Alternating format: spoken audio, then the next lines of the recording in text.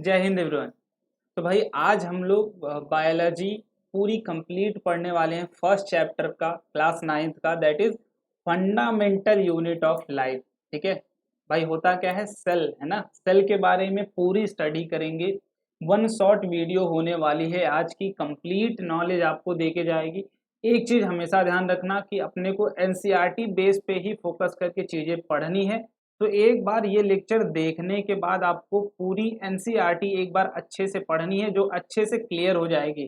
काफी बच्चों का एक ही बार डाउट रहता है, भैया एनसीईआरटी पढ़ नहीं पाते हैं क्योंकि समझ में नहीं आती। ठीक है, तो अब वो वाली चीजें दूर हो जाएंगी, क्योंकि आप जब ये पढ़ लोगे तो एनसीईआरटी एकदम क्लियर हो जाएगी आपकी, है ना। ये चीजें जब पढ़ लोगे तो चलो भाई स्टार्ट करते हैं लेक्चर को। तो सबसे पहले एक बेसिक डिटेल सारे बच्चों के लिए, एनटीएससी के जितने भी बच्चे हैं, अगर अभी तक आपने रैंकर्स एनटीएससी का टेलीग्राम ग्रुप नहीं ज्वाइन किया है तो जरूर ज्वाइन कर लो, क्योंकि हर एक चीजें आपको वहीं पे मिलती है यार। हर एक चीज जो आपको चाहिए, क्लासेस की नोटिफिकेशन, मटेरियल्स चाहिए, कोई भी डिटेल चाहिए, आपको हर एक चीज वहीं मिलने वाली है। तो मेक श्योर कि वो ग्रुप जरूर ज्वाइन कर लो। और भाई क्लास की बात रही तो क्लास आपकी डेली चलती थी, है ना। मैथ का पोर्शन आपका खत्म हो चुका है और 4 PM पे आपकी डेली मैथ्स की क्लास चलती है। 6 PM पे आपकी फिजिक्स, आपकी 6:30 PM पे फिजिक्स तो आपकी हो चुकी है कंप्लीट। अब क्या चल रही है भाई, अब चल रही है आपकी केमिस्ट्री। ठीक है, 6:30 PM पे डेली आप केमिस्ट्री पढ़ सकते हो। बाकी अगर आपको भाई रीजनिंग वाला पार्ट आपका कंप्लीट हो चुका है तो इसमें ये बैकलॉग्स की तरह आप इसको ले सकते हो। 6:30 7:30 बजे आप अपना प्लेलिस्ट सेक्शन में जाओ, प्लेलिस्ट सेक्शन में एक वीडियो पिक करो और उसको पूरा कंप्लीट पढ़ाई कर लो।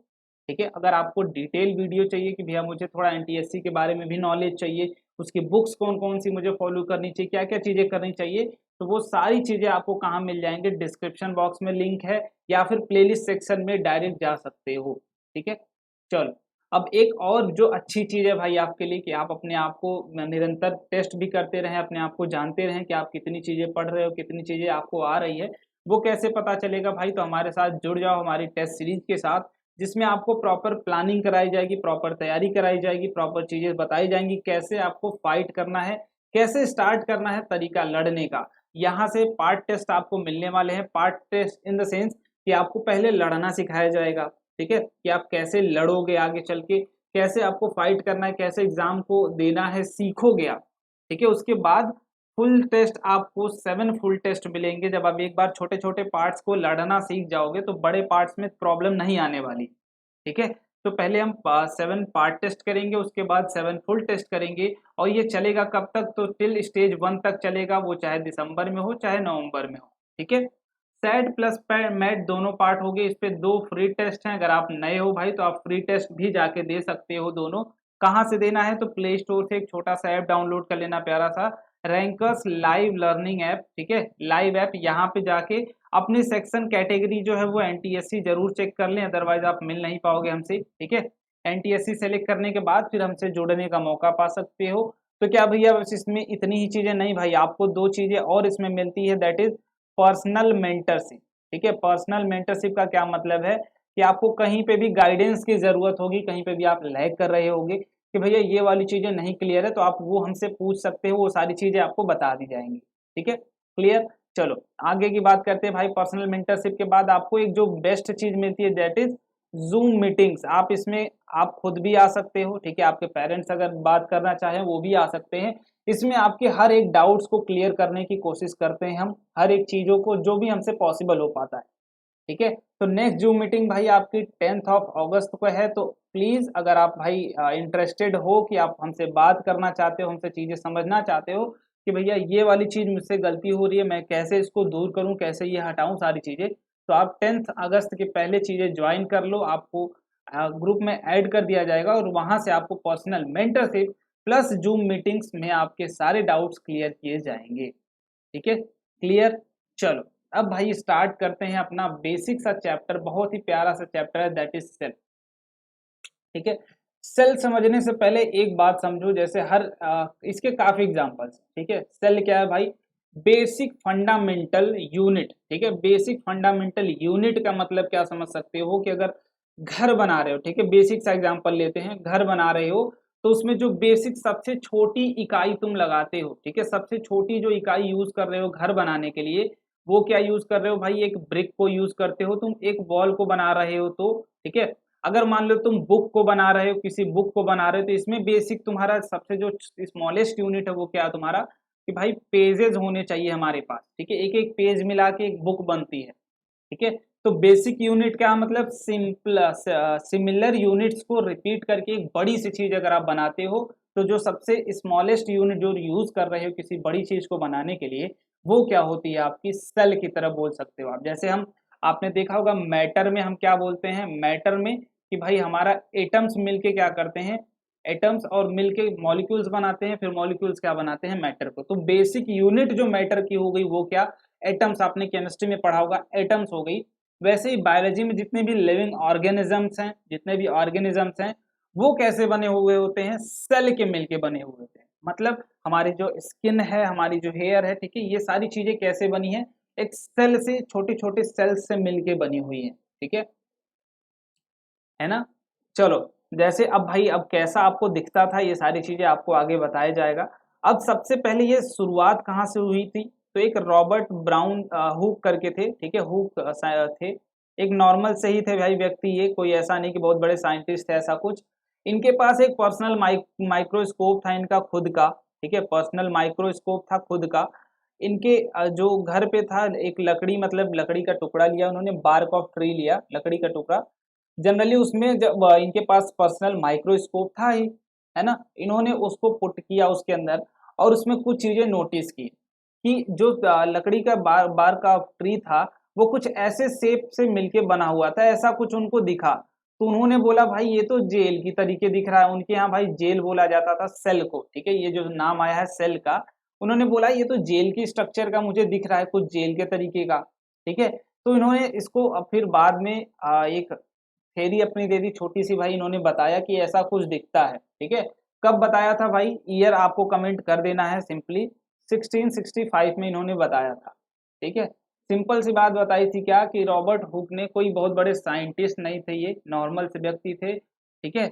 इन्होंने जस्ट एक बार्क ऑफ ट्री लिया था, इनके घर पे लकड़ी का काम चलता था भाई, उन्होंने लिया माइक्रोस्कोप, इन्होंने खुद अब जैसे भी बनाया हो इनके ऊपर था, ठीक है। उन्होंने उसको माइक्रोस्कोप में देखा तो उनको लगा कि छोटे-छोटे पार्टिकल्स जो उनको दिख रहे हैं, कुछ इस शेप में दिख रहे थे, जो शेप आपको यहाँ पे दिख रहा होगा, ठीक है। इस शेप में दिख रहे थे, तो उन्होंने बोला भाई जो ये तो बना हुआ है, हमको लग रहा है कि ऐसे कुछ जेल टाइप का आकार है ना? ये बना हुआ है। तो यहीं से एक लैटिन में बोलते हैं जेल को ही सेल, ठीक है। तो नाम यहीं से उभर के आया क्या, कि हम जो छोटे-छोटे पार्टिकल्स मिल के बना रहे हैं लिविंग ऑर्गेनिज्म को, उनको हम क्या बोलते हैं, सेल बोलते हैं, ठीक है। चलो, वैसे ये कहानी नहीं पूछी जाएगी तुमसे, ठीक है। अब यहाँ पे देख सकते हो भाई कि हमारी मसल्स जो बनी हुई हैं उनकी सेल अलग है। तो ये चीजें अलग है भाई, कि हर जो हमारा एक ऑर्गन है, हर एक ऑर्गन क्या है, अलग अलग सेल्स, अलग अलग तरीके के सेल्स से मिलके बना हुआ होता है। जैसे हमारा अगर नोज है, उसका फंक्शन अलग है, तो वो अलग टाइप के सेल से मिलके बना होगा, ठीक है। हमारी स्किन है, वो अलग टाइप का वर्क करती है, अलग टाइप का सेल्स मिलके बनाए होंगे उसको, ठीक है। यहाँ पे हमारा लिवर है, तो लिवर के लिए अलग सेल्स होंगे, है ना।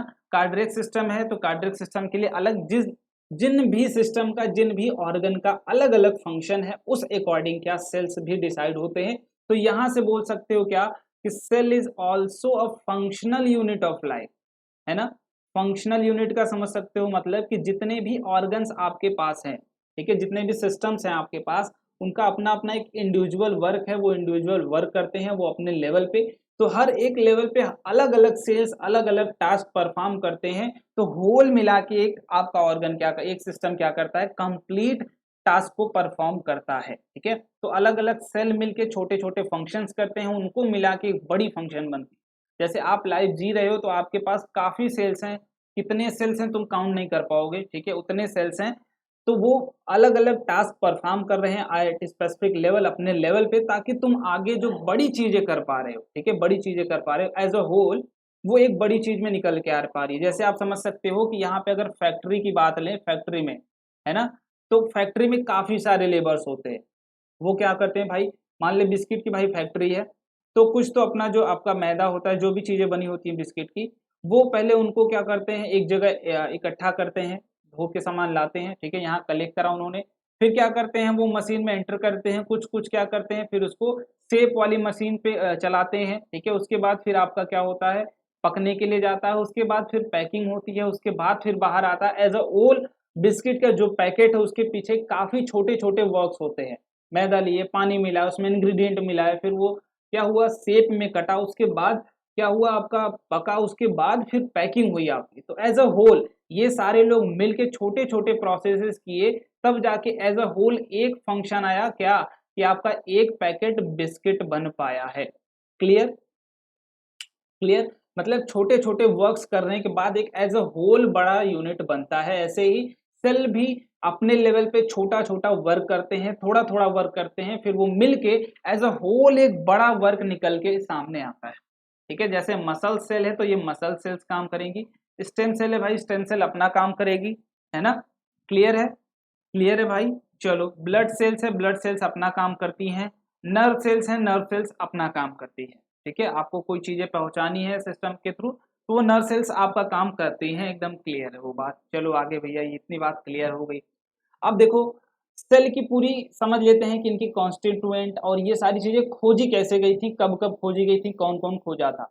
तो सबसे पहले कौन आया था, रॉबर्ट हुक साहब आए थे, कब, 1665 में। इन्होंने क्या बोला कि जो बेसिक एक बार्क ऑफ ट्री लिया, इन्होंने कट किया था, उसको माइक्रोस्कोप में देखा और इन्होंने क्या बोल दिया, सिंपल सा, कि जो स्ट्रक्चर है, बेसिक स्ट्रक्चर है, वो किस टाइप का है, सेल टाइप का है, मतलब जेल टाइप का बना हुआ है। ठीक है, तो ये कोई बहुत बड़े साइंटिस्ट तो थे नहीं, है ना। और आपको पता है भाई कि उस टाइम पे ये चीज बोलना बहुत बड़ी बात थी, 1665 के समय में बहुत बड़ी बात थी कि आप एक चीज डिस्क्राइब कर दे रहे हो साइंस के फील्ड में। तो फिर एंटोनी जो आपके ल्यूवेन हॉक साहब थे, ठीक है। अब एक बात समझना, यहाँ पे एक छोटी सी बात, इन्होंने जो देखा था ना भाई, लकड़ी का टुकड़ा देखा था सूखा, तो इन्होंने जो सेल देखी थी वो क्या देखी थी, डेड सेल देखी थी। ठीक है, डेड सेल को देखा था, वो सेल जिंदा नहीं थी, सेल मर चुकी थी। डेड सेल को इन्होंने बोला हनी कॉम्ब के स्ट्रक्चर का, आपको देखा होगा मधुमक्खी का छत्ता, आप देखोगे तो ऐसा कुछ छत्ता होता है ना भाई, ऐसे शेप में होता है कुछ छत्ता, आपने देखा होगा ये वाला। तो ये जेल के आकार का, उनके यहाँ जेल इसी टाइप की होती थी, तो वो सेल उनको नाम जेल के अकॉर्डिंग ही दे दिया। लैटिन में सेल को जेली बोलते हैं, ठीक है। क्लियर? जेल को लैटिन में सेल बोलते हैं। क्लियर है? अब दूसरे साइंटिस्ट आए आपके लुवेन हॉक 1674 में, ठीक है। 1674 में, इनसे लगभग कितने साल बाद भाई, 9 साल बाद। और इन्होंने क्या किया, लिविंग सेल्स को देखा। ठीक है, अब तो भाई ये खैर इन्होंने, अब इनकी बात हो गई, इनको भी जानना पड़ेगा लोगों को। सेल की एक्चुअल बात तो रॉबर्ट हुक ने भाई आइडिया दिया, इसके बाद ये साइंटिस्ट थे आपके, बॉटनिस्ट थे शायद, है ना, एंटनी लुवेन हॉक। ठीक है, तो इन्होंने लिविंग सेल की खोज करी। कैसे करी, पॉन्ड वाटर में आपने ग्रीन कलर की एल्गाई जरूर देखी होंगी, है ना। उनको इन्होंने माइक्रोस्कोप में देखा और वहां से इन्होंने महसूस किया क्या, कि लिविंग सेल्स मौजूद होते हैं, और सेल्स को इन्होंने डिस्क्राइब किया, स्मॉलेस्ट यूनिट होती है, जेल की टाइप के अपनी जो भी हो। इन्होंने बस ये देखा भाई, लिविंग सेल्स मौजूद होते हैं आपकी लिविंग ऑर्गेनिज्म में। क्लियर? जो अपना अपना फंक्शन कर रहे हैं। अब तीसरे लेवल पे आते हैं कौन, आपके रॉबर्ट ब्राउन साहब। ठीक है, जो तीसरे नंबर के साइंटिस्ट हैं, पहले दो तो आपके क्या हो गए, पहले हो गए रॉबर्ट हुक, दूसरे क्या हो गए, एंटोनी लुवेनहॉक। तीसरे नंबर पे आते हैं रॉबर्ट ब्राउन साहब। 1831 में इन्होंने क्या बोला कि भाई ये देखो, 1831 में आते हैं और ये बोलते हैं कि जो आपका सेल है उसमें कुछ न्यूक्लियस भी होता है। ठीक है, न्यूक्लियस तो आपने केमिस्ट्री में भी पढ़ा होगा कि भाई एटम्स मिलके क्या होते हैं न्यूक्लियस के अंदर, है ना। एटम्स में न्यूक्लियस भी प्रेजेंट होते हैं, सेम एज इट इज। इन्होंने भी बोला कि भाई यहाँ पे भी सेल के अंदर क्या होता है, सेल के अंदर न्यूक्लियस प्रेजेंट होता है। तो अगर आपसे पूछा जाए, कोई भाई पूछे कि न्यूक्लियस की डिस्कवरी इन लिविंग ऑर्गेनिज्म किसने की है, तो रॉबर्ट ब्राउन साहब। ठीक है, और कब किया था, 1831 में। क्लियर? चलो, अब आगे जेई परकिंजे साहब की बात करते हैं। ये भी इनके बाद, इन तीनों लोग के बाद ये एंटर करते हैं, अपनी एंट्री मारते हैं और अपना एक लॉ दे देते हैं। ठीक है, और इन्होंने क्या बोला कि सेल, मान लो ये अपना सेल है, ठीक है, एक कोई मान लेते हैं ऐसा कुछ, सेल का उस समय प्री डिफाइंड स्टेट नहीं था। इन्होंने बोला कि सेल के अंदर कुछ लिक्विड वाला पार्ट भरा हुआ होता है। ठीक है, आगे धीरे धीरे जब इसको पढ़ोगे तो ये आगे चीजें आएंगे, लिक्विड वाला पार्ट भरा हुआ होता है कुछ इसमें। ठीक है,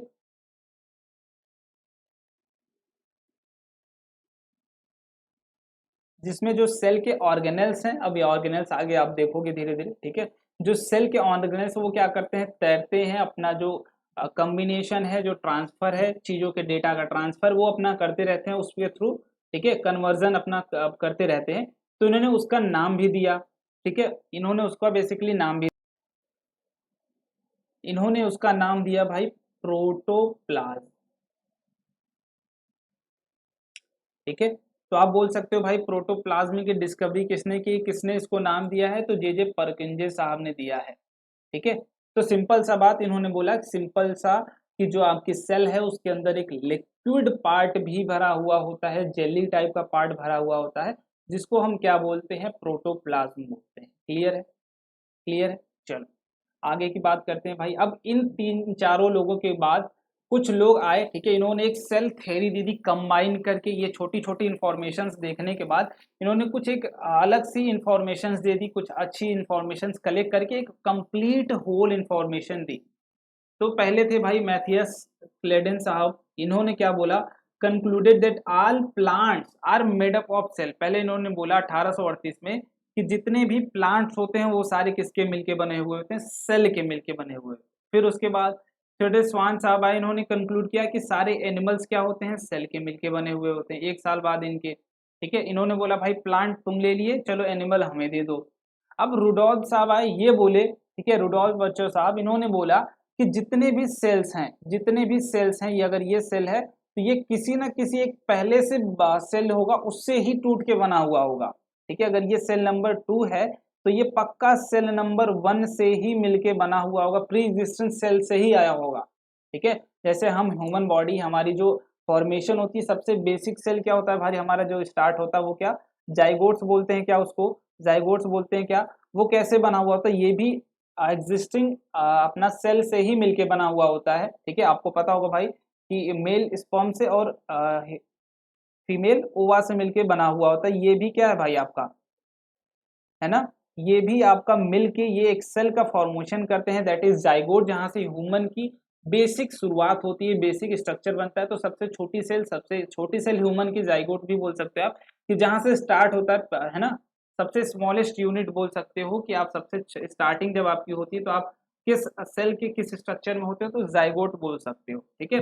तो आप देख सकते हो भाई ये 1855 में इन्होंने बोला। अब तीनों लोगों की थ्योरी को कंक्लूड करके, ठीक है, तीनों लोगों की थ्योरी को कंक्लूड करके कंप्लीट थ्योरी दी गई, जिसको नाम दिया गया सेल थ्योरी, ठीक है। अब सेल थ्योरी देख लो ध्यान से, क्या थी भाई, यही आपसे थोड़ा सा पूछा जाता है कहीं कहीं सेल थ्योरी के बारे में। बाकी आप सारे लोग, अगर आपको ईयर याद रखना होगा तो ईयर याद रख लेना, मैंने ईयर भी सारे दिखा दिए आप लोगों को। सेल थ्योरी में 3 पॉइंट थे। पहला पहला पॉइंट क्या था कि all living thing are made up of cells. पहले इन्होंने प्लांट को बोल दिया, इन्होंने एनिमल को बोल दिया। अब रिडोल्फ ने बोल दिया भाई कि प्री एग्जिस्टिंग सेल से आ रहा है, मतलब हर एक चीज क्या है, लिविंग जितनी भी है सारी चीजें क्या बनी हुई हैं आपकी, सेल्स की ही बनी हुई हैं, ठीक है। क्लियर, मतलब जितनी भी दीवार हैं वो ईंट की बनी होंगी, और जितने भी आपके लिविंग ऑर्गेनिज्म हैं वो सारे क्या बने होंगे, सेल्स के बने होंगे, ठीक है। Cells are the basic unit of structure and function in organism, ठीक है। सेल क्या है भाई, आपकी जो शेप है, बॉडी की शेप है, उसकी बेसिक यूनिट होगी, और आपकी जो बॉडी काम कर रही है कोई फंक्शन एज अ होल, तो उसकी एक स्मॉलेस्ट काम भी सेल ही कर रहा होगा। ये चीज हमारी सेल थ्योरी में क्लियर, ठीक है, क्लियर है। चलो दूसरी चीज भाई, तीसरी चीज आपकी, new cell are produce from pre existing cell. तो ये वाली बात यहाँ पे मैंने बताई दिया आपको, ठीक है। चलो अब सेल भाई कुछ देखा जाए नेचुरली, है ना, ये बेसिकली यूकैरियोटिक सेल्स हैं आपकी, ये इस टाइप के कुछ दिखते हैं आपको। आप देखोगे इसमें काफी सारे ये ऑर्गेनेल्स प्रेजेंट होते हैं, गोल्गी अपैरेटस, लाइजोसोम्स, राइबोसोम्स, ये मेम्ब्रेन होती है, ठीक है, प्लाज्मा मेम्ब्रेन बोलोगे, ठीक है, प्लाज्मा मेम्ब्रेन बोल सकते हो, या फिर आपका आगे सेल वॉल भी प्रेजेंट होगा प्लांट सेल में, ठीक है। वैसे ह्यूमन सेल्स में नहीं होते हैं, प्लांट सेल में ही आपका सेल वॉल प्रेजेंट होता है, ठीक है। Plasma membrane, cytoplasm, rough Indo plasmic reticulum, ठीक है। अभी स्मूथ भी होगा आपके पास, इसमें नहीं दिखाया गया है, वो चीजें आप देख लोगे आगे, ठीक है। चलो ये बेसिक सा स्ट्रक्चर कुछ सेल का रहा, ऐसी चीजें आपको मिलेंगी आगे। अब what is a cell made up of, ठीक है, आपका सेल किन किन चीजों से मिलके बना हुआ होता है, ठीक है। तो देखो सेल के अंदर कुछ ऑर्गेनेल्स होते हैं, ठीक है, ऑर्गेनेल्स होते हैं जो मिलके कंप्लीट सेल को क्रिएट करते हैं, ठीक है। कंप्लीट सेल को, एक सेल है उसमें कुछ छोटे छोटे चीजें इंग्रेडिएंट्स होंगे, कुछ ऑर्गेनेल्स होंगे जो एज अ स्पेसिफिक टास्क करते होंगे कंप्लीट सेल को बनाने के लिए। तो उसमें क्या क्या चीजें इन्वॉल्व होती हैं, तो इसमें कुछ चीजें यहाँ पे नोट कर सकते हो, दैट इज जो स्पेशल टाइप के होते हैं जिनको आप मोस्टली आपको पढ़ना है, बाकी छोटी छोटी चीजें एक दो चीजें छूट भी जाएंगी तो उनको आपको उतना केयर नहीं करना है, ठीक है। तो ये प्लाज्मा सेल मेम्ब्रेन जो बेसिक सबसे आउटर मोस्ट कवरिंग होती है सेल की, ठीक है, आउटर मोस्ट कवरिंग, आगे आपको मैं डिटेल में दिखाऊंगा ये सारी चीजें। आउटर मोस्ट कवरिंग का मतलब समझ सकते हो भाई कि अगर बॉडी की बात करें तो आपकी आउटर मोस्ट कवरिंग क्या है, स्किन है, वैसे ही सेल की अगर बात कर रहे हो तुम तो प्लाज्मा सेल मेम्ब्रेन है, ठीक है। ये एक तरीके का मेम्ब्रेन है, कुछ चीजों का अंदर बाहर आने जाता है बट आने देता है स्पेसिफिक चीजों को, ठीक है, बस स्पेसिफिक चीजों को ही बस अंदर बाहर आने जाने देता है, बाकी मोस्ट ऑफ द थिंग्स को ये रोक देता है कि भाई आप अंदर नहीं आ सकते, you are not allowed, okay. चलो, बाकी इंडोप्लाज्मिक रेटिकुलम, भाई एक तरीके का आपका समझ सकते हो कि ये इसका क्षेत्र समझ सकते हो, पूरा सेल में इसकी कनेक्टिंग होती है, सर्वर इसका फैला हुआ होता है, ठीक है। ये अपना रेगुलेशन करता रहता है, जो भी इंग्रेडिएंट्स रिस्पॉन्सिबल होते हैं मोस्टली प्रोटीन्स का, ठीक है। बाकी न्यूक्लियस है भाई, ये क्या है आपका एक अलग ऑर्गेनल है, ये पूरे आपके सेल को ही कंट्रोल करता है, क्या क्या चीजें करनी है क्या क्या चीजें नहीं करनी है, पूरी कंट्रोलिंग पावर किसके हाथ में होती है, न्यूक्लियस के हाथ में, ठीक है। तो सेल एज अ होल पूरा किन किन चीजों का मन के बना होता है भाई, जो स्पेसिफिक है जो हमें देखने हैं, दैट इज एंडोप्लाज्मिक रेटिकुलम, ये इसकी पूरी नेटवर्क होती है पूरे सेल में, है ना, पूरे सेल में फैला हुआ होता है इसका नेटवर्क, जैसे होता है ना हर एक जगह कि आपका अगर कोई भी काम कराना है उसका नेटवर्क है भाई, वैसे ही एंडोप्लाज्मिक रेटिकुलम का भी नेटवर्क पूरे सेल में होता है भाई, ठीक है। न्यूक्लियस यही समझ जाओ जो भी करता धरता है, जैसे एक राज्य में एक राजा होता है तो न्यूक्लियस भी राजा है, पूरी परफॉर्मेंस कैसी सेल को करानी है, कैसी पूरी एनर्जी जो कंट्रोल करनी है हर एक परफॉर्म टास्क को, वो कौन कराता है, न्यूक्लियस। हर एक चीज, हर एक सेल की जो बेसिक डिटेल है, जो इनहेरिटेंस कैरेक्टर आप आगे पढ़ोगे, ठीक है, आगे पूरा डिटेल में है भाई, वो कंप्लीट कहाँ स्टोर होता है, न्यूक्लियस में। इसके अंदर क्या क्या चीजें होती है भाई, क्रोमोसोम भी भरा होता है आपका, क्रोमोसोम, ठीक है। ये आपका क्या करता है, इनहेरिटेंस कैरेक्टर को स्टोर करता है, इसमें भी चीजें आपको मिलेंगी, डीएनए चीजें मिलेंगी, काफी अलग अलग वैरायटी ऑफ थिंग्स मिलेगी, तो वो धीरे धीरे करेंगे चीजें, ठीक है, धीरे धीरे। ये गोल्गी हो गई आपकी, ठीक है। और क्या है, माइट्रोकांड्रिया, इसको क्या बोलते हो आप, पावर हाउस बोलते हो भाई, पूरी एनर्जी यही सप्लाई करता है। लाइजोसोम्स है आपके पास, ठीक है, ये आप बोल सकते हो भाई सिंथेसिस करता है बाकी ऑर्गेनिज्म को, है ना, अपना जो भी एंजाइम्स होते हैं उनको सिंथेसिस करता है, पॉइजन्स अगर आप देते हो, काफ़ी अलग अलग काम करता है, इसकी भी चीज़ें आपको मिलेंगी। बाकी ये राइबोसोम्स है आपका, ठीक है, प्रोटीन मैन्युफैक्चरिंग डिवाइस बोल सकते हो, है ना, प्रोटीन फैक्ट्री बोल सकते हो इसको, तो अलग अलग नाम है हर इंस्टीट्यूट के, ठीक है। तो एक बार इसका नाम जरूर सारे लोग बता देंगे ये क्या है, ठीक है, ये क्या है, एक बार जरूर इसको एक बार आप लोग ट्राई करो। चलो आगे भाई, अब कुछ कॉन्स्टिट्यूएंट को हम एक एक करके समझ लेते हैं कि क्या क्या चीजें हैं। प्लाज्मा मेम्ब्रेन की बात करेंगे सबसे पहले, ठीक है, प्लाज्मा मेम्ब्रेन की। तो प्लाज्मा मेम्ब्रेन क्या है भाई, this is the outer most coverage of cell, ठीक है, कोई भी सेल हो उसका आउटर मोस्ट कवरेज कौन होगा, plasma membrane, that separates the content from the of the cell from its external environment, ठीक है। तो जो भी ये नीचे अंदर ऑर्गेनल्स भरे हुए हैं उनको कहाँ से सेपरेट करता है, एक्सटर्नल एनवायरनमेंट से। अब प्लाज्मा सेल मेम्ब्रेन की बात समझो, मेम्ब्रेन, यहाँ पे भी देखो मेम्ब्रेन के पास जो प्रोसेस होता है दैट इज डिफ्यूजन का एक प्रोसेस होता है, आप आगे आपने केमिस्ट्री में भी पढ़ा होगा भाई, डिफ्यूजन क्या होता है कि हायर कंसंट्रेशन से चीजें जब लोअर कंसंट्रेशन पे फ्लो करती हैं उसी को हम क्या बोलते हैं, डिफ्यूजन।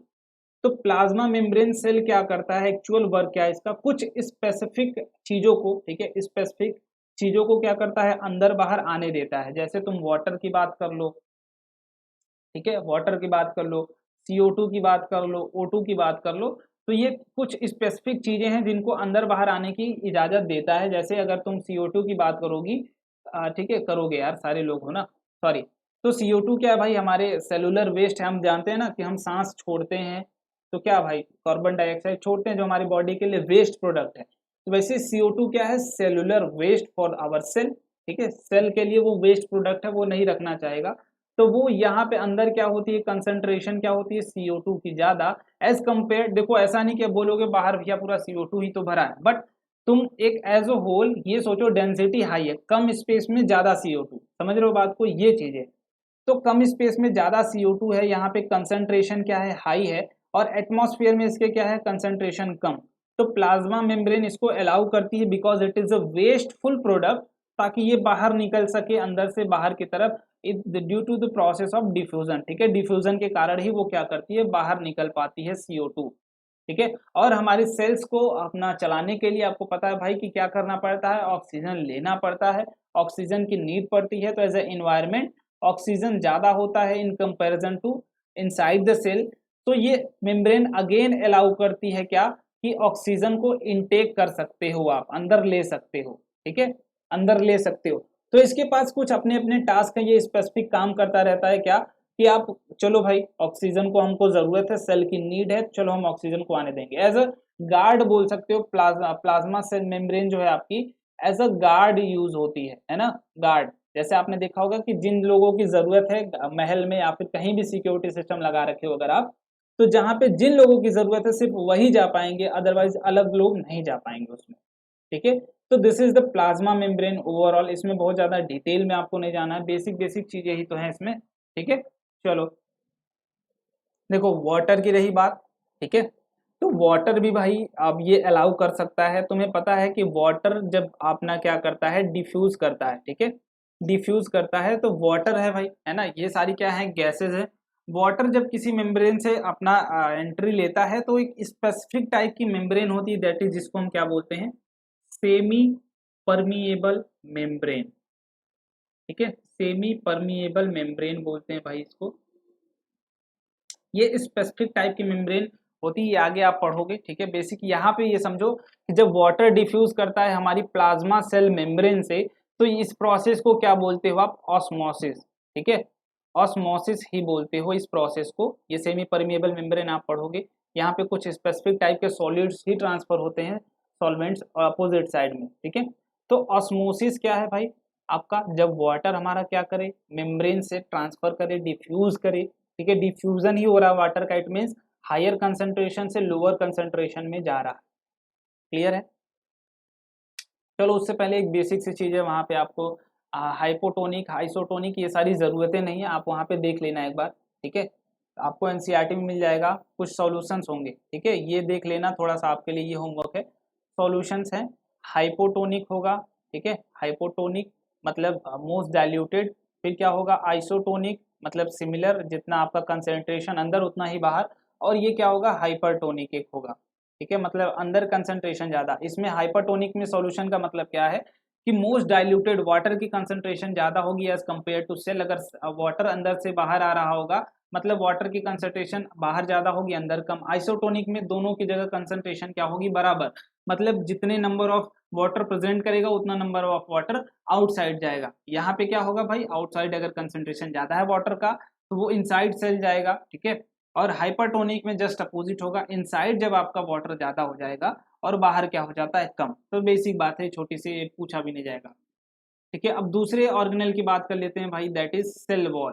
जो सेल आपकी बनी हुई है, कंस्टिट्यूएंट आपके मिलके बने हुए हैं, that is cell wall. In plant cell, ठीक है, ह्यूमन सेल में आपको सेल वॉल नहीं मिलेगा, सिर्फ प्लाज्मा मेम्ब्रेन ही मिलेगी। In plant cell, in addition to the plasma membrane we have another rigid outer covering cell wall. ठीक है, rigid outer covering cell wall, एक चीज समझ लो, ये रिजिड होती है, बट प्लाज्मा मेम्ब्रेन जो होती है वो क्या होती है आपकी, फ्लेक्सिबल होती है। ठीक है, फ्लेक्सिबल होती है भाई। ठीक है ना, चलो, और किन किन चीजों की ये मिलके बनी होती है, तो बेसिकली ये बनी होती है लिपिड्स और प्रोटीन्स की। ठीक है, ये बनी होती है लिपिड्स एंड प्रोटीन्स, ये मिलेगा आपको। ठीक है, धीरे धीरे चीजें सारी मिलेंगी, इसमें कोई टेंशन वाली बात नहीं, सारी चीजें मिल जाएंगी आपको। चलो, प्लाज्मा मेम्ब्रेन, बट आपको जो सेल वाले भाई ये भी क्या है, प्रोटेक्टिव लेयर है, बट ये रिजिड है। आपकी जो प्लाज्मा मेम्ब्रेन है वो क्या होती है, ये फ्लेक्सिबल होती है। ठीक है, फ्लेक्सिबल होती है। अब आप देखोगे ये आउटर कवरिंग क्या है आपकी, सेल वॉल। प्लांट सेल में एक ऊपर से अलग से आपकी कवरिंग आ जाती है, दैट इज सेल वॉल। ठीक है, क्लियर, इसमें और कोई ज्यादा बहुत ज्यादा रोल नहीं है सेल वॉल का। ठीक है, तो अब यहाँ भाई हमने देख लिया प्लाज्मा मेम्ब्रेन किन किन चीजों से मिलकर बना हुआ होता है, फ्लेक्सिबल होता है, लिपिड से मिलकर बना होता है, प्रोटीन। अब रही बात सेल वॉल की, तो ये क्या होता है भाई, रिजिड होता है, ठीक है, हार्ड होता है। ये किन किन चीजों का मिलके बना होता है, तो ये मेना होता है मेनली आपका सेलुलोज का एक कॉम्प्लेक्स स्ट्रक्चर है, ठीक है। आप देखोगे बहुत ही बड़ा कॉम्प्लेक्स आपको मिलेगा, ठीक है, कार्बन हाइड्रोजन और ऑक्सीजन का मिलके बना होता है। ये बेसिकली क्या करता है, आपके सेल वॉल को, सेल को स्ट्रेंथ प्रोवाइड करता है, ठीक है, सेल वॉल को क्या करता है, स्ट्रेंथ प्रोवाइड करता है, ठीक है। अब एक चीज और आपको मिलेगी एनसीईआरटी में छोटी सी, कि प्लाज्मोलिसिस क्या होता है भैया, प्लाज्मोलिसिस। तो बेसिकली देखो, जब सेल कोई क्या करता है, वाटर लूज करता है, ठीक है, तो वो क्या करता है, श्रिंक हो जाता है। जब वाटर गेन करता है तो पूरा स्वेलो हो जाता है ना, फूल जाता है।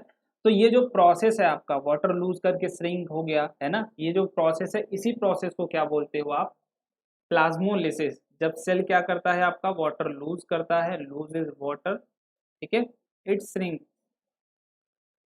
और इसी प्रोसेस को क्या बोलते हैं हम, प्लाज्मोलिसिस। और एक चीज जो आप यहीं पे समझ लेना, बेसिक सी डिटेल है, कि आपकी जो बॉडी होती है, ठीक है, तो यहाँ से एक चीज कंक्लूड की थी, जो आपकी लिविंग सेल्स होती हैं, लिविंग सेल्स, वही सिर्फ क्या करती हैं, वाटर को एब्जॉर्ब करती हैं, वाटर का ट्रांसफर करती हैं, या फिर ऑस्मोसिस करती हैं, बस। जो लिविंग सेल्स हैं वही, डेड सेल्स ये काम नहीं करती हैं, ये आपका प्रैक्टिकली देखा गया है, ठीक है। और ये आप यहाँ से देख सकते हो, प्लाज्मोलिसिस किस में पॉसिबल है, सिर्फ लिविंग सेल्स में ही पॉसिबल है, और डेड सेल्स में नहीं। सो दैट्स वाई आपने देखा होगा बॉडी क्यों तैरने लगती है, इसका रीजन यहाँ पे समझ में आ गया होगा। अगर नहीं समझ में आया, मैं इसको बता दूंगा आगे, ठीक है, एक अलग से वीडियो में। चलो, अब आगे की भाई बात कर लेते हैं अगले ऑर्गेनल्स की। देखो शॉर्ट में ही चीजें रखना, एक बार एनसीईआरटी पढ़ लोगे पूरी बेस्ट चीजें क्लियर हो जाएंगी तुम्हारी, ठीक है, बस एक बार। एनसीईआरटी मस्ट है, मैं कितना भी तुम्हें पढ़ाऊं, एनसीईआरटी आपको पढ़ना ही पढ़ना है, clear.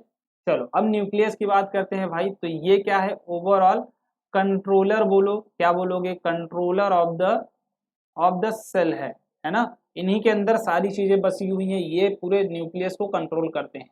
Nucleus has double layer covering call nuclear membrane, ठीक है। आप देखोगे एक न्यूक्लियस आपको मिलता है, ठीक है, यहाँ पे इस फिगर में बताया, बनाया भी नहीं, बट चलो ये मान लो अगर अपना सेल है तो ये न्यूक्लियस मिलता है।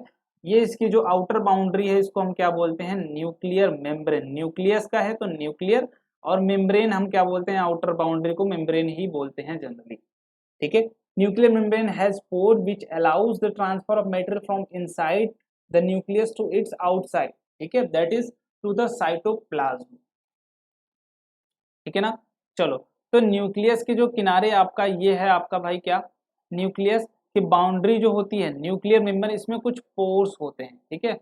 पोर्स क्या होते हैं भाई, आपके देखोगे छोटे छोटे पोर्स टाइप में होते हैं, आप ध्यान से समझना उसको, ठीक है। अब कैसे उसको समझाऊं यार, पोर्स, बस पोर्स समझ लो, ठीक है। ये होते हैं इसके थ्रू, अब डायरेक्ट होल नहीं बोल सकते हो, पोर्स जिसके सहारे आपका पानी क्या होता है, पानी हो या फिर कोई भी मटेरियल हो, वो अंदर बाहर क्या करता है, ट्रांसफर करता है, ठीक है। Nucleus contain chromosome. अब न्यूक्लियस में क्या क्या चीजें होती हैं, क्रोमोजोम होता है, क्रोमोजोम। ये क्या करता है भाई, इनहेरिटेंस प्रॉपर्टी, आपकी पूरी जितनी जेनेटिक प्रॉपर्टी होती है, ये यही सब भाई साहब कंट्रोल करके रखते हैं, इन्हीं के अंदर इंस्टॉल होती है, ठीक है। आपकी जो भी डीएनए हैं, जो भी चीजें हैं, वो सारी चीजें कहाँ होती है, इन्हीं के अंदर पड़ी होती है, ठीक है। अगर आप इनको कट करोगे तो इनका शेप कुछ रॉड शेप का दिखाई देता है कट करने के बाद, ठीक है। ये कहाँ प्रेजेंट होता है, न्यूक्लियस में। और ये क्या करता है, इनहेरिटेंस प्रॉपर्टीज पूरी स्टोर करके रखता है। जो डीएनए होते हैं, आप बोलते हो ना कि डीएनए टेस्ट करा लो, ये सारी चीजें कहाँ मिलती हैं, सेल के न्यूक्लियस के अंदर, क्रोमोसोम में, ठीक है। ये पूरी इनहेरिटेंस प्रॉपर्टी आपकी कैप्चर करके रखता है, इवन किसी भी ह्यूमन की हो, प्लांट की हो, एनिमल की हो, किसी भी चीज की हो, क्रोमोसोम क्या करता है, आपका इनहेरिटेंस प्रॉपर्टी को कंट्रोल करता है, स्टोर करके रखा हुआ रहता है, ठीक है, क्लियर। चलो, साइटोप्लाज्म की बात करते हैं भाई।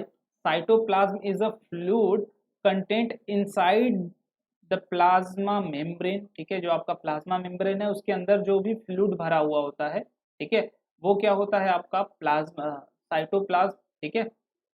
चलो, it is also contained many specialise cells organelles, ठीक है। आपको तो ये चीजें पता ही भाई कि ये आपके जो छोटे छोटे ऑर्गेनल्स हैं, वो कहाँ होते हैं, साइटोप्लाज्म में ही होते हैं, आपने देखा होगा, ठीक है। Each of these organelles perform a specific function for the cell.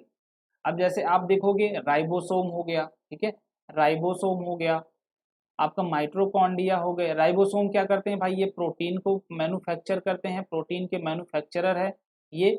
Mitochondria क्या है भाई, पावर हाउस है, पावर सप्लाई करते हैं, एनर्जी सप्लाई करते हैं सेल को।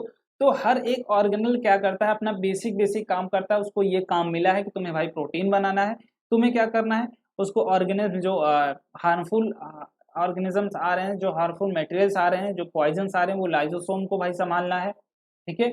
और या फिर अगर नहीं संभाल पा रहे हो तो इन्फॉर्म कर दो तुम, है ना, इन्फॉर्म कर दो। और आपके माइटोकॉन्ड्रिया को भाई पूरी एनर्जी देनी है, पूरे सेल को पावर हाउस है वो, ठीक है, उनको जो भी चीजें सारी चीजें प्रोवाइड करनी है। सेल वॉल है तो सेल वॉल को क्या करना भाई, प्रोटेक्टिव स्ट्रेंथ प्रोवाइड करना है, ठीक है। तो जितनी भी चीजें हैं उनको अपना अपना स्पेसिफिक टास्क करना ही करना है। वैक्यूल है ना, वैक्यूल भाई उनको अपना एक एज अ होल चीजों को स्टोर करके रखना है, जो भी चीजें हैं वेस्ट हो या फिर जो भी जो एक अपना बोल सकते हो क्या आप स्पेस की तरह बोल सकते हो, उनको प्रोवाइड करके देना है कि आपको जो भी चीजें स्टोर करनी है वहां स्टोर कर सकते हो, ठीक है। तो साइटोप्लाज्म बेसिकली क्या भाई, एक तरीके का लिक्विड है जो हर एक ऑर्गेनल को कंटेन करता है, ऑर्गेनल से ट्रांसफर करता है, डेटा को रखता है, कनेक्टेड होता है। इसमें ऑर्गेनल्स क्या होते हैं, फ्लो करते हैं, ठीक है। चलो अब टाइप्स ऑफ सेल की बात कर लेते हैं, ठीक है। आपने सेल तो पढ़ लिया भाई, सेल क्या था, कितने चीजें थी अंदर, उसकी क्या क्या चीजें इन्वॉल्व थी। अब टाइप्स ऑफ सेल की बात कर लेते हैं। तो दो तरीके के बेसिकली सेल आप पढ़ोगे, ठीक है। बेसिकली आपके दो ही तरीके के सेल पढ़ोगे, that is one is prokaryotic cell and another eukaryotic cell.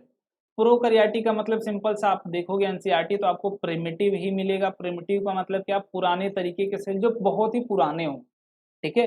पुराने इन द सेंस कि आपको हर एक चीज पता होगी भाई, हम आज तक कोई भी नई चीजें मिली हैं तो हम नई क्या कहते हैं, किस चीज को नहीं करते, जिन चीजों में हम वेल डिफाइंड चीजें बता सकें, आपको वेल चीजें एक्सप्लेन कर सकें, ठीक है। अब लाइट्स देखोगे, पहले क्या आते, पुराने थे कम रोशनी वाले आते थे, अब क्या है भाई, अच्छी रोशनी वाले आते हैं, कम लाइट में अच्छी रोशनी। तो वैसे ही जो प्रोकैरियोटिक सेल थे, पुराने तरीके के सेल थे, प्राइमरी सेल थे जो, है ना, प्राइमरी सेल्स, उनमें क्या होता था, कोई भी स्ट्रक्चर आपका वेल डिफाइंड तरीके से नहीं होता था, बस हम एक आइडिया लेते थे, हाँ ये है, दैट इज ये है। अब न्यूक्लियस के ऊपर ना तो कोई बाउंड्री थी, अगर ये देखोगे आप सेल देखोगे कोई एक, तो सेल वॉल आपको वेल डिफाइंड नहीं मिलेगी। और न्यूक्लियस के ऊपर कोई भी न्यूक्लियर मेम्ब्रेन नहीं आपको मिलेगा, वेल डिफाइंड न्यूक्लियर मेम्ब्रेन, ठीक है। तो इसलिए हम इसको क्या बोलते हैं, न्यूक्लियोइड का नाम देते हैं, ना कि न्यूक्लियस का। तो प्रोकैरियोटिक सेल्स में आपको कोई भी चीजें वेल डिफाइंड तरीके से नहीं मिलने वाली, ठीक है। और साइज जनरली स्मॉल होता है इसका एज कंपेयर टू यूकैरियोटिक्स। अब इसको क्या बोलोगे, नए तरीके के सेल, है ना, नए सेल्स जो अभी हर एक चीज आपको क्लियरली बताए, न्यूक्लियस का वेल डिफाइंड स्ट्रक्चर हो, जो आपके ऑर्गेनल्स हैं वो एकदम वेल डिफाइंड हो, हर एक चीज क्लियरिफाई हो, वो क्या होते हैं आपके यूकैरियोटिक सेल, ठीक है।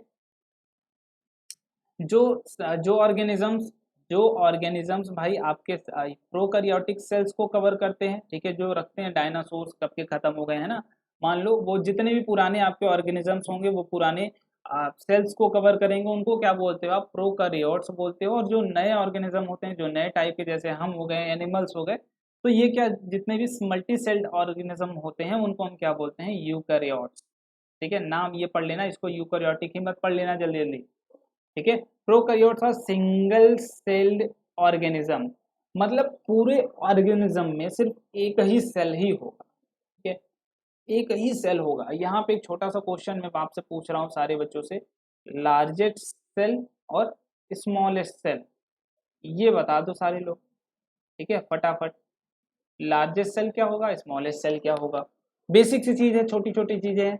अब एग्जांपल्स देख सकते हो प्रोकैरियोट्स का, बैक्टीरिया, स्पेलिंग पे मत जाना, ठीक है, अमीबा, है ना, आर्किया, ये सारे क्या हैं आपके एग्जांपल्स हैं प्रोकैरियोटिक सेल के। सिंगल सेल्ड स्ट्रक्चर हो रहे हैं, ये ऑर्गेनिज्म है, सिंगल सेल्ड ऑर्गेनिजम्स हैं, ठीक है। इसका मतलब एज होल पूरी इनकी बॉडी में सिर्फ एक ही सेल ही मौजूद होता है, ठीक है, एज होल। बट आप अपने में देखोगे पता नहीं कितने हैं, मल्टी सेल्ड है, हर एक छोटा छोटा सेल अपना स्पेसिफिक काम कर रहा है, बट यहाँ पे एक ही सेल है जो हर काम करना है, करना पड़ेगा उसको, ठीक है। प्रोकैरियोटिक सेल्स में क्या है, सिंगल सेल, वो हर एक काम करेगा, क्लियर ना। तो इसमें आपका कोई न्यूक्लियस वेल डिफाइंड होगा, ना ही आपका सेल वॉल वेल डिफाइंड होगा, ना ही राइबोसोम्स वेल डिफाइंड होंगे, न्यूक्लियस के ऊपर न्यूक्लियर मेम्ब्रेन नहीं होगी, ठीक है, कोई भी चीज वेल डिफाइंड नहीं होगी, उस सेल को आप क्या बोलोगे, प्रोकैरियोटिक सेल, क्लियर है।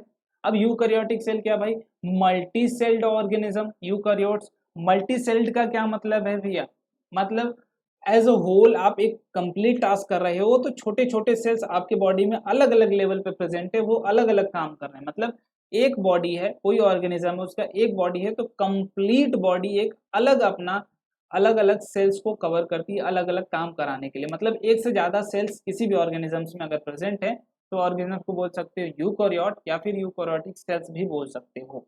ठीक है, साइज आप देख लेना यार, इसमें साइज था 10⁻⁻10 माइक्रोमीटर। ठीक है, बहुत ही छोटा साइज है भाई, है ना। इसके बाद इसका साइज था जो 10⁻⁻6 मीटर। क्लियर है, क्लियर है। चल आगे भाई, यहाँ पे जैसे अब इसमें देख सकते हो भाई, न्यूक्लियस आपका वेल डिफाइंड आपको दिख रहा होगा, फिगर से ही क्लियर हो रहा होगा ना। यहाँ पे आपका जस्ट धुंधला धुंधला चीजें दिख रही हैं, यहाँ पे एकदम क्लियर, हर एक चीज क्लियर है आपका। गोल्गी हो, माइट्रोकांड्रिया हो, लाइजोसोम्स हो, राइबोसोम्स हो, हर एक चीज क्लियर दिख रही है। तो बस बेसिक डिफरेंस दो ही है ना। चलो अब आगे आपको कुछ प्रॉब्लम्स आपके ऊपर, ठीक है, ये आपको थोड़ा सा फिल करना पड़ेगा, एनसीईआरटी से रिलेटेड है। न्यूक्लियर रीजन वेल डिफाइंड होता है कि नहीं डिफाइंड होता है, यहाँ फिल करोगे। ठीक है, उसको क्या बोलते हो आप, ऊपर देखा था आपने, क्रोमोजोम सिंगल। ठीक है, ये थोड़ा सा याद करने वाली चीज है, इसको एक बार मैं रिपीट कर देता हूँ। ठीक है, जो प्रोकैरियोटिक सेल्स है भाई उसमें एक ही सेल है तो सिंगल क्रोमोजोम भी होगा, बट यहाँ पे सेल ही जब ज्यादा है, एक तरीके से ज्यादा सेल है, तो क्रोमोजोम भी क्या होगा, अलग ही होगा। सेल के अंदर ही तो क्रोमोजोम होता है। ठीक है, membrane bounded the cell organelles absent. अब जैसे हर सेल के लिए अपनी एक प्रोटेक्टिव लेयर होगी, जो ऑर्गेनेल्स होते हैं सेल के उनके लिए एक अलग प्रोटेक्टिव लेयर होगी, जैसे न्यूक्लियस के लिए न्यूक्लियर मेम्ब्रेन। ठीक है, तो हर के लिए वो होगी, वो क्या है यहाँ पे प्रोकैरियोटिक में एब्सेंट है भाई, तुम्हें कोई सिक्योरिटी नहीं है। ठीक है, तुम्हें कोई सिक्योरिटी नहीं है। बट यूकैरियोटिक सेल्स में ये चीजें नहीं है, यहाँ पे आपको एक कंप्लीट सेल मिलेगा। ठीक है, न्यूक्लियर सेल मिलेगा, न्यूक्लियस को क्या करने के लिए, प्रोटेक्ट करने के लिए। ठीक है, तो ये फिल कर लेना थोड़ा सा अपने से, बिना पढ़े, वीडियो को पॉज करके। ठीक है, चलो अब सेल ऑर्गेनेल्स की बात कर लेते हैं भाई। कुछ large and complex cells including cells from multi cellular organism need a lot chemical activities to support their complicated structure and function. ठीक है, देखो कोई बड़ा हो या फिर कितना भी कॉम्प्लिकेटेड सेल हो, ठीक है, तो उसके जो छोटे छोटे ऑर्गेनल्स होते हैं, छोटे छोटे पार्ट होते हैं, वो हेल्प करते हैं उस सेल को मेंटेन करने में, उसका फंक्शन, उसका स्ट्रक्चर, हर एक चीज जो मेंटेन करते हैं वो अलग अलग लेवल पे अलग अलग ऑर्गेन्स ही उसको मेंटेन करते हैं, that are called cell organelles. ठीक है, ये चीजें आपको पहले ही दिखा देनी चाहिए थी। ठीक है, आपको समझ में आ गया होगा अब क्या, कि जो सेल ऑर्गेनल्स हैं आपके, जैसे आपके पास प्लाज्मा मेम्ब्रेन तो वो नहीं, ठीक है, वो तो एज अ कंप्लीट वो आपका हो गया क्या, सेल का हिस्सा हो गया एक तरीके से। बट सेल ऑर्गेनल्स जो है वो क्या है, आपकी सेल के अंदर मौजूद होते हैं, सेल को प्रोटेक्ट करते हैं, सेल को एक कंप्लीट चीज देते हैं, कंप्लीट करते हैं, कंप्लीट फंक्शन करवाते हैं, उसका शेप मेंटेन करवाते हैं, हर एक चीज एज अ होल करते हैं। क्लियर है, तो क्या क्या चीजें आपको देखनी है भाई, लाइजोसोम्स है यहाँ पे, रुक जाओ पेन चेंज कर लेने दो। ठीक है, lysosomes, ribosomes, mitochondria, rough plasmic, cytoplasm, nucleus, nuclear envelope. ठीक है, और क्या, स्मूथ इंडोप्लाज्मिक रेटिकुलम, गैल्वरी apparatus। ठीक है, हर एक चीज, जो सेंट्रियोल, प्लाज्मा मेम्ब्रेन, हर एक ऑर्गेनल क्या कर रहे हैं, अपने अपने लेवल पे अपनी अपनी एक्टिविटी कर रहे हैं, आपको सेल को मेंटेन करने के लिए, ठीक है, सपोर्ट करने के लिए, जो एक्टिविटी वो करता है, जो फंक्शन वो करता है, और जो भी स्ट्रक्चर उसका है, जैसा भी हो टेढ़ा मेढ़ा, उसको मेंटेन करने के लिए अपने अपने लेवल पे ये अपना अपना काम करते हैं। ठीक है, चलो तो उसमें भाई सबसे पहला जो आता है आपका एंडोप्लाज्मिक रेटिकुलम, उसके बारे में बात करते हैं। ठीक है, तो एंडोप्लाज्मिक रेटिकुलम की बात करते हैं भाई। तो ध्यान से समझो, एंडोप्लाज्मिक जो रेटिकुलम है भाई, ये भी एक स्पेशल टाइप का ऑर्गेनल है जो आपके सेल के अंदर प्रेजेंट होता है। Is a large network of membrane. ठीक है, मतलब पूरे सेल में सबसे लार्ज नेटवर्क, सबसे बड़ा नेटवर्क होता है। जैसे गैंग में बोलते हो ना कि तुम्हारा एक बॉस होता है भाई, तो वो ये बॉस है सेल के अंदर, इसका नेटवर्क काफी ज्यादा लंबा चौड़ा है, हर जगह कनेक्टिविटी है इसकी।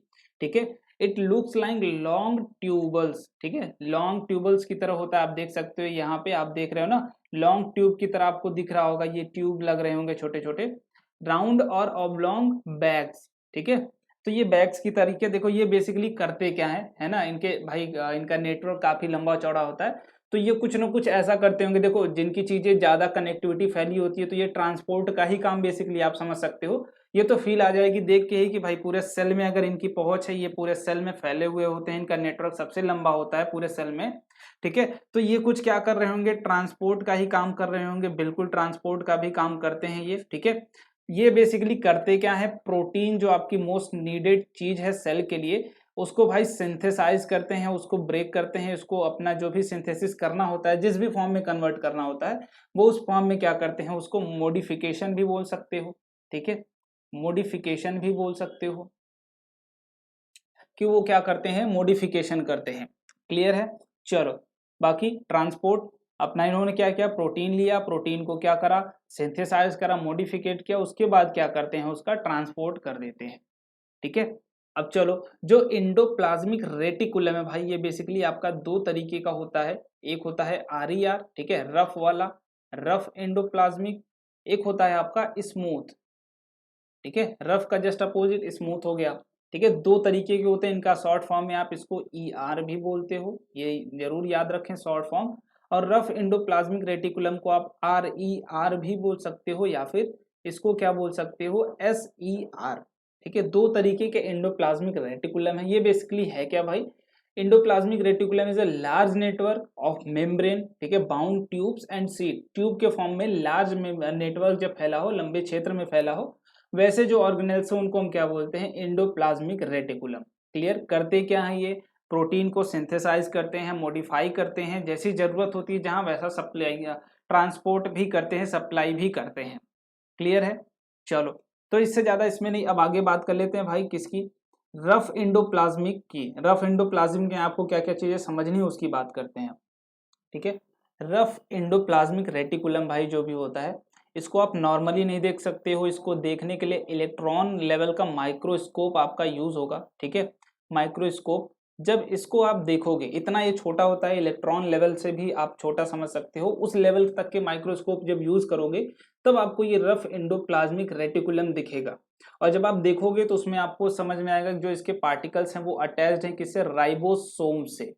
राइबोसोम से अटैच्ड पार्टिकल इसके बने हुए होते हैं। अब राइबोसोम क्या होती है भाई, आपको सारे लोगों को बताया क्या है कि ये प्रोटीन फैक्ट्री बोल सकते हो इसको, ठीक है, लिख लेना ध्यान से, प्रोटीन फैक्ट्री आपसे पूछा जा सकता है कि प्रोटीन जो बनाता है, मैन्युफैक्चर करता है, ठीक है, क्या करता है भाई, ये प्रोटीन को मैन्युफैक्चर करता है। अब आपको मैंने ऊपर बताया था क्या, कि इंडोप्लाज्मिक रेटिकुलम क्या करता है भाई, प्रोटीन को सिंथेसाइज करता है, ट्रांसपोर्ट करता है। तो दो तरीके के इंडोप्लाज्मिक रेटिकुलम होते हैं, एक रफ होता है दैट इज स्मूथ। तो रफ वाला क्या करता है भाई, आपका प्रोटीन मैन्युफैक्चर राइबोसोम से अटैच्ड होता है, वो राइबोसोम से कलेक्ट करता है, उसके बाद उसको मॉडिफाइड करके फिर स्मूथ वाले क्या करते हैं भाई, ये भी बने होते हैं किसके, ये तो राइबोसोम से अटैच होता है, ये लिपिड्स के बने होते हैं, ठीक है, लिपिड्स के बने होते हैं बेसिकली, ठीक है। चलो, लिपिड्स, फैट, और अब इनका काम क्या होता है भाई, ये इम्पार्ट करते हैं प्रोटीन्स को, ठीक है, इम्पार्ट करते हैं प्रोटीन्स को कहाँ पे, ऑर्गेनल्स तक, जहाँ पे जरूरत पड़ती है पूरे सेल में। ये इनका स्ट्रक्चर देखो, मेन इनका रोल क्या है, पूरे ऑर्गेनल में पहुंचाना चीजों को, ठीक है, यही तो है इंडोप्लाज्मिक रेटिकुलम का रोल, कि चीजों को पूरे ऑर्गन्स में फैलाना, पूरे ऑर्गन्स तक चीजों को पहुंचाना। तो ये काम वही करते हैं।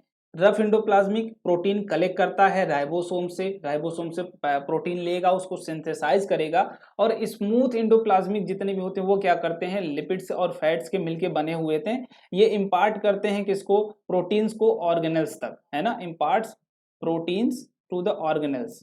और इनका एक काम और होता है भाई, ये डिटेक्ट कर लेते हैं किसको, डिटेक्ट कर लेते हैं किसको भाई, है ना, डिटेक्ट कर लेते हैं आपके जितने भी पॉइजन्स होंगे, ठीक है, जितने भी ड्रग्स होंगे, ये आपका इसका भी काम करते हैं, डिटेक्ट करते हैं, डिटॉक्सीफाई भी कर देते हैं इसको, ठीक है, डिटॉक्सीफाई भी कर देते हैं किसको, पॉइजन्स को, ड्रग्स को, ठीक है। अगर आपके सेल में कोई भी अनवांटेड चीज, अलग सी चीज, बेकार सी चीज अगर आती है, तो ये इंडोप्लाज्मिक, स्मूथ इंडोप्लाज्मिक रेटिकुलम क्या करते हैं भाई, उसको डिटेक्ट भी कर लेते हैं। सो इसका एक बेस्ट यूज ये भी समझ सकते हो कि ये पॉइजन्स या फिर ड्रग्स को डिटॉक्सीफाई भी कर देते हैं। तो ये जरूर इसको ध्यान से लिख लेना और समझ लेना। ठीक है। अगला जो भाई आपका आता है ऑर्गेनल, वो दैट इज गोल्गाई अपैरेटस। देखो मैं चीजें एकदम फैक्ट टू फैक्ट पढ़ा रहा हूँ, उसमें कोई बहुत ज्यादा डीप नहीं। एक बार एनसीईआरटी पढ़ लोगे सारी चीजें क्लियर हो जाएंगे। एक बार नोट्स देख लेना, एक बार एनसीईआरटी पढ़ लेना बस, ठीक है। उसके अलावा और कुछ भी तुम्हें नहीं करना है, और कुछ भी नहीं, ठीक है। गोल्गाई अपैरेटस भाई दे सकते हो, गोल्गाई अपैरेटस यहाँ पे कुछ आपका एक कंबाइंड फॉर्म में मिल रहा है कुछ, है ना। देख रहे हो यहाँ से ध्यान से, अब इसको जूम करके तो मैं नहीं दिखा सकता, बट देख लो एक बार, ठीक है। गोल्गी अपैरेटस भाई देखो ये क्या काम करते हैं भाई, ये भी एक तरीके का क्या है, ऑर्गेनल्स है ना, ऑर्गेनल्स है। ये करता क्या है भाई, एक तरीके से आपकी प्रोसेसिंग में काम आता है, किसकी, processing of, packing of proteins. आपको पता है भाई अगर प्रोटीन ट्रांसफर होगा तो पैक करके ही पैकिंग होनी ही चाहिए उसकी। तो ये प्रोटीन्स को क्या करता है, कलेक्ट करके पैक करता है, ठीक है। प्रोटीन्स को क्या करता है, पैक करता है पूरी तरीके से, ताकि आगे चीजें ट्रांसफर हो पाए, जो नीडी ऑर्गेनल्स है, जो नीडी चीजें हैं, जहां पे प्रोटीन का यूज हो रहा है, यूज करके प्रोटीन वो ऑर्गन काम करता है, वहां पे ये क्या करते हैं भाई, उसको ट्रांसफर का काम करते हैं। क्लियर है। यहाँ पे आप देख सकते हो एक और चीज कि ये क्या है भाई, स्टैक ऑफ मेम्ब्रेन के शेप में, है ना। देखो एक मेम्ब्रेन, दो मेम्ब्रेन, तीन, ये पूरा एक स्टैक बोल सकते हो क्या, एक के बाद एक, है ना, एक के बाद एक पूरा मेम्ब्रेन इसमें आपको दिख रही होगी कि एक के बाद एक मेम्ब्रेन, स्टैक मेम्ब्रेन भी इसको बोल सकते हो। और जो एक बेस्ट यूज इसका मुझे लगता है दैट इज कि ये फॉर्मेशन ऑफ लाइजोसोम्स में भी इन्वॉल्व होता है, ठीक है। जो गोल्गी अपैरेटस है भाई एक दो काम करता है बेसिकली, ऑर्गेनल से इतनी बात तो क्लियर है, बाकी इससे ज्यादा आपको बस काम क्या है ये समझ लो, दो काम है इसके पास। एक तो ये प्रोसेसिंग करता है, पूरे प्रोटीन्स को प्रोसेस करेगा, देखेगा, चेक करेगा, उसकी पैकिंग का काम करता है, फर्दर आगे ट्रांसपोर्ट करने में भी हेल्प करता है। बाकी इसके बाद फॉर्मेशन ऑफ लाइजोसोम्स, जो कि आगे आप देखोगे ये भी एक तरीके का ऑर्गेनल ही है, तो ये लाइजोसोम्स के फॉर्मेशन में भी हेल्प करता है, ठीक है। आप देखो अगर यहाँ पे ये आपका क्या है भाई, गोल्गी अपैरेटस, ये रहा लाइजोसोम, ठीक है। यहाँ पे भी देखो गोल्गी अपैरेटस उधर नहीं, ठीक है। तो ये सारे क्या है, लाइजोसोम्स हैं। ये आगे देखो अभी बहुत ही बेस्ट चीज होती है, आपको आगे पता चलेगी, ठीक है। तो हमने क्या क्या देख लिया भाई, रफ एंडोप्लाज्मिक देख लिया, स्मूथ एंडोप्लाज्मिक देख लिया, और क्या देख लिया, न्यूक्लियस नहीं देखा है अभी आपने, गोल्गी अपैरेटस देख लिया, ठीक है, सेल वॉल समझ लिया, और क्या क्या देख लिया है बस, ठीक है। इतनी सारी चीजें हमने देख ली। अब आगे की बात करते हैं भाई लाइजोसोम की, ठीक है। Lysosome are membrane bound sac filled with digestive enzyme, ठीक है। सैक का क्या मतलब है भाई, खाली जगह, है ना, ठीक है, खाली जगह। ये बेसिकली मेम्ब्रेन होते हैं, बाउंडेड होते हैं खाली जगहों से। Sac filled with digestive enzyme, ये समझ सकते हो किन चीज से, डाइजेस्टिव एंजाइम, जैसे आपके पास कोई अलग तरीके का कोई भी बाहर से न्यूट्रिएंट आता है, कोई भी मटेरियल आता है, उसको क्या करते हैं, डाइजेस्ट कर जाते हैं। हार्मफुल होगा फिर भी डाइजेस्ट कर गए, अगर अच्छी होगी फिर भी डाइजेस्ट कर गए। ये क्या करते हैं, एंजाइम्स को डाइजेस्ट करने का काम कराते हैं, ठीक है। These enzyme are maded by RR, ठीक है, रफ इंडोप्लाज्मिक रेटिकुलम से बने हुए होते हैं। Lysosomes are a kind of waste disposal system of cell, ठीक है। तो वेस्ट डिस्पोजल समझ सकते हो, जितने भी वेस्ट डिस्पोजल्स होंगे आपके पास वो लाइजोसोम्स में चले जाएंगे, उसको पचा देगा, उसको खत्म कर देगा, ठीक है, जितने भी हार्मफुल चीजें होंगी। These help to keep the cell clean by digesting any foreign material as well as worn out as cell organelles, ठीक है। ये क्या करता है, सेल को क्लीन करने का काम करता है। जैसे मान लीजिए आपका कोई अनवांटेड चीज आ गई, पॉइजन आ गई आपके सेल में, तो ये क्या करेगा, उसको डाइजेस्ट कर जाएगा, इसके एंजाइम्स जो है उसको डाइजेस्ट कर जाएंगे, सेल को इफेक्ट नहीं करने देंगे, हार्मफुल इफेक्ट नहीं पहुंचाने देंगे, ठीक है। तो लाइजोसोम बहुत ही अच्छी चीज है भाई, बट ये एक डिस्पोजल की तरह यूज होता है। जितनी बेकार चीजें, जाओ लाइजोसोम खाओ, जाओ तुम लाइजोसोम के पास पहुंचो, ठीक है। अगर ये भाई डाइजेस्ट नहीं कर पाते हैं तो it will inform worn out to the cell organelles, ठीक है। जो बाकी के आपके सेल ऑर्गेनल्स है वो उसको जरूर इन्फॉर्म कर देगा, भाई ये this is bad thing for you, है ना, ये बेस्ट चीज नहीं अपने लिए, ये बैड चीज है, इसको आप देख लो, डिटेक्ट कर लो। तो ये डिटेक्शन का भी काम कर देता है, ठीक है। तो लाइजोसोम क्या है भाई, आपका डिटेक्शन का भी काम कर देता है। क्लियर, क्लियर में दैट इज माइटोकॉन्ड्रिया, ठीक है। माइटोकॉन्ड्रिया देखो बहुत ही अच्छी चीज है यार, बेसिकली अब तुम समझोगे एक तरीके से पूरे पावर हाउस, तुम बिजली समझते हो ना, तुम इलेक्ट्रिसिटी, तो तुम्हें ये पता होगा कि भाई एक इलेक्ट्रिसिटी का पावर हाउस होता है हमारे घर के लिए, जहां से बिजली आती है, जो हमारे लिए इंपॉर्टेंट है, जो हमको यूज देती है, एनर्जी देती है। वैसे ही माइट्रोकॉन्ड्रिया क्या है भाई, आपका power house of the cell. Power house of cell बोलते हैं भाई इसको, ठीक है। पूरी एनर्जी जितनी भी सप्लीफिकेशन करनी होती है, पावर हाउस हम किस टर्म में बोलते हैं भाई, एनर्जी के टर्म में, ठीक है। एनर्जी के टर्म में ही तो बोलेंगे, और एनर्जी ही ये ट्रांसफर करती है पूरे सेल को, एक एक ऑर्गन को, ठीक है। Mitochondria known as power house of the cell, ये पूछा भी जा सकता है आप सभी लोगों से, तो थोड़ा सा इसके ऊपर ध्यान देके इसको जरूर याद कर लेना, ठीक है। मैं तो यही रखता था। माइट्रोकॉन्ड्रिया है टू मेम्ब्रेन कवरिंग्स, ठीक है, दो मेम्ब्रेन की कवरिंग होती है माइट्रोकॉन्ड्रिया। चलो इसमें खोजना स्टार्ट करो भाई, माइट्रोकॉन्ड्रिया कहाँ है आपका, तो दिस इज योर माइट्रोकॉन्ड्रिया। तो इसमें दो लेवल की कवरिंग होती है, first one is porous and second one is deeply folded, ठीक है। पहली क्या होती है, पोर्स टाइप में होते हैं, ठीक है। अब होल नहीं बोल सकते हो, बोल सकते हो कि हाँ ट्रांसफर हो जाएगा लिक्विड पार्टिकल्स का अंदर से बाहर थ्रू द पोर्स, ठीक है। मतलब रस्सी धागे के तरीके कुछ होते हैं, पोर्स तरीके से छोटे छोटे वो होंगे, उनके तरीके से क्या होता है, उनका ट्रांसफर हो जाता है, ठीक है। चलो इसके बाद भाई माइट्रोकॉन्ड्रिया में जो सबसे जरूरी चीज है दैट इज डीपली फोल्डेड। देखो जो डीपली फोल्डेड आपका ये है, ये देखो समझना ध्यान से, है ना। इसका काम क्या है भाई, जब आपकी माइट्रोकॉन्ड्रिया जान रहे हो power house of the cell है, ठीक है। इट मींस ये क्या करती है हमारी बॉडी को, जहां पे भी एनर्जी की नीड होती है, ठीक है, एनर्जी, पावर हाउस का क्या मतलब भाई, एनर्जी का सप्लीफिकेशन करेगी, एनर्जी की नीड होती है जहां पे भी एनर्जी, ये किस फॉर्म में देती है आपका, ये एनर्जी फॉर्म में देती है एटीपी, एडिनोसिन ट्राइफॉस्फेट के फॉर्म में, ठीक है। ये लिख लेना, एडेनोसिन ट्राइफॉस्फेट लिख लेना नाम लोग, आप लोग एनसीईआरटी में देखो, एनसीईआरटी में बार बार बोल रहा हूँ, बिना पढ़े नहीं आपको वो करना है, बिना पढ़े, ठीक है। नोट्स तो ये मिल जाएंगे आपको, बट अपने से भी पढ़ना है चीजों को, ठीक है। अब ये एनर्जी देता है भाई, अब देखो एनर्जी जब ये दे रहा है, एटीपी बनाने के लिए कुछ अलग अलग से केमिकल रिएक्शन से इन्वायरमेंट होगी, तो डीपली फोल्डेड जो इनर मेम्ब्रेन होती है, ये क्या करती है, अपने आप को एक्सपेंड कर लेती है, इसको अपना जगह देती है, भाई तुम अच्छे से, जितना अच्छे से तुम बना सकते हो उतनी चीजें बनाओ, ठीक है। क्योंकि जो माइट्रोकॉन्ड्रिया है आपका, वो क्या करेगी, एनर्जी सप्लाई करेगी, जो बॉडी के लिए सबसे ज्यादा जरूरत, देखो हमें क्या है भाई, हमें आज के जमाने में सबसे ज्यादा जरूरत किस चीज की, पैसों की जरूरत है अपने लाइफ को सर्वाइव करने के लिए, वैसे सेल्स को सर्वाइव करने के लिए किस चीज की जरूरत है भाई, एनर्जी की जरूरत है। इसलिए आप बोल सकते हो क्या कि हमारे लिए जो करेंसी जरूरत है वो क्या है, हमारी जो करेंसी है वो क्या है भाई, पैसा है, हमें जीने के लिए पैसा चाहिए। वैसे ही करेंसी ऑफ सेल क्या है, करेंसी ऑफ सेल क्या है, तो आप बोलोगे माइट्रोकॉन्ड्रिया, ठीक है। तो करेंसी ऑफ सेल भी अगर आपसे पूछ दिया जाए what is the currency of cell, तो you will say that the mitochondria is the currency of cell, okay clear. अब ये एडिनोसिन फॉस्फेट में क्या होता है भाई, आपकी एनर्जी स्टोर्ड होती है, अब आपके सेल ऑर्गन्स क्या करेंगे, एडिनोसिन से जो एनर्जी है वो यूज करेंगे, या तो वो अपना केमिकल्स प्रोसेस करें, ठीक है, केमिकल्स बनाए, हो सकता है वो केमिकल रिएक्शंस करा रहे हो उसमें एनर्जी यूज करें, या फिर वो मैकेनिकल वर्क में यूज कर सकते हैं, ठीक है। तो वो उनके ऊपर है भाई, मैकेनिकल वर्क में यूज कर रहे हैं वो, या फिर आपकी कोई केमिकल वर्क में यूज कर रहे हैं, तो कहीं पे भी वो एनर्जी यूज कर सकते हैं, ठीक है।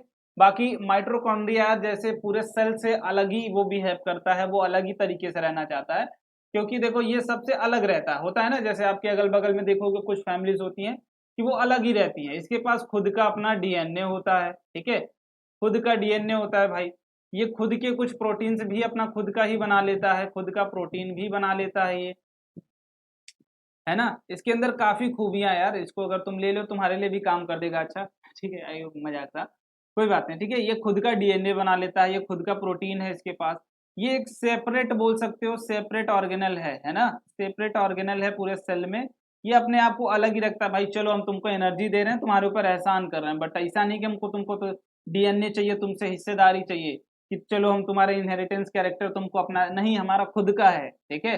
और प्रोटीन भी जरूरत नहीं है, मैं खुद बना के अपना खा लूंगा, ठीक है। तो ये इसके अंदर वो चीजें हैं कि अपने आप को सेपरेट रखता है, पहली चीज, और एनर्जी सप्लाई करते रहता है, ऐसा नहीं कि सेपरेट भी है तो चलो समाज के लिए कोई काम नहीं करेगा, वो सेल के लिए भी काम करेगा, दोनों काम। तो दैट्स वाई हम इसको क्या बोलते हैं, power house of the cell, या फिर करेंसी ऑफ सेल भी बोल सकते हो। तो ध्यान से इस बात को जरूर लर्न कर लेना कि what is the currency of cell, clear.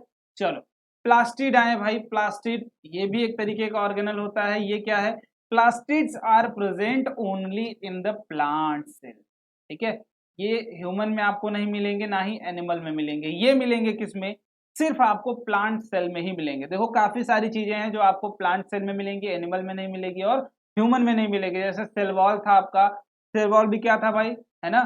Cell wall भी क्या था आपकी प्लांट से ह्यूमन सेल में नहीं प्रेजेंट था, है ना? चलो, there are two type of plastid. पहला क्रोमोप्लास्ट, क्रोमोप्लास्ट। प्लांट सेल, ध्यान रखना इस बात का, प्लांट सेल ये आपसे पूछा जा सकता है कौन सा ऐसा ऑर्गेनल है जो सिर्फ प्लांट सेल में ही पाया जा सकता है, दैट इज प्लास्टिड। क्लियर? ये होते क्या है? कलर्ड होते हैं, ठीक है। ग्रीन हो सकता है, मोस्टली येलो भी होते हैं कभी कभी।